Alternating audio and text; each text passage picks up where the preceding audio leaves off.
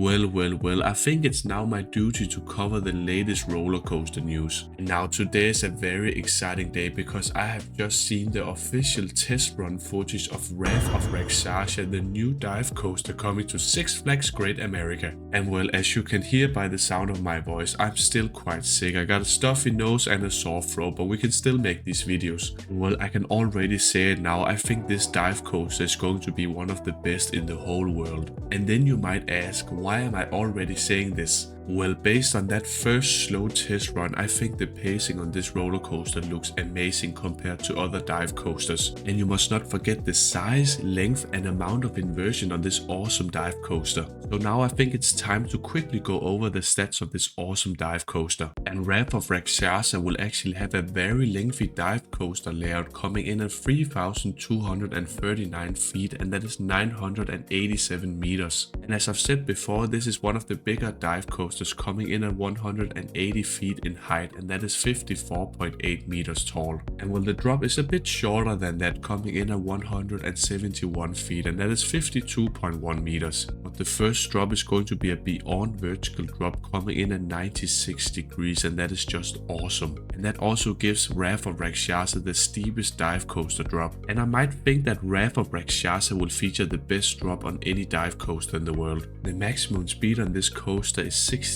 miles per hour, and that is 107.8 kilometers per hour. Wrath of Rakshasa will also feature a total inversion count of 5, and that's the most of any dive coaster in the world. And this coaster will also feature the typical dive coaster trains where you have 3 rows and they have 7 total riders in each row, and that is a total of 24 of course. Now I really think it's quite impressive how fast this roller coaster goes because it features these big dive coaster trains. And now we have to keep in mind that the first test run is actually the slowest of them all, because just imagine this roller coaster warmed up on a sunny day with a full train. The first drop of course looks great, and after that you got 2 big inversions with the Immelman and dive loop, and the pacing right here is just decent, not the best. But after that I think the roller coaster showcases why it's going to be a world-class dive coaster. The rest of the layout is a great mix of 3 different inversions and many twists and turns, and it looks awesome. The 0G roll looks quite rippy, and then the transition to the downwards turn looks fast paced and awesome. The train goes through a drawn out corkscrew inversion, turns to the left and goes into this weirdly profiled barrel roll, and then in the end the roller coaster goes through a few twists and turns, and I really think this coaster is going to pull a lot of G-forces, especially the positive ones. And now before comparing Wrath of Rakshasa to another smaller scale dive coaster, I need to say something about the name real quick. This name is actually based on Hindu mythology. A Rakshasa is a type of demon that had the power to change its shape at will and appear as an animal or a monster, and it is said to be a mean growling beast and a man-eater that could smell the scent of human flesh. And well, I completely just read these lines from RCDB. And now I think it's time to compare this dive coaster's pacing with another one, and that is Emperor at SeaWorld San Diego. And well, overall Emperor is just smaller and shorter. We got these trains that had 3 rows of 6 riders, so that's a bit smaller. We got a height of 153 feet and a drop of 143 feet. And Emperor is often mentioned as being one of the best dive coasters in terms of pacing. But now, given the smaller size and lighter trains,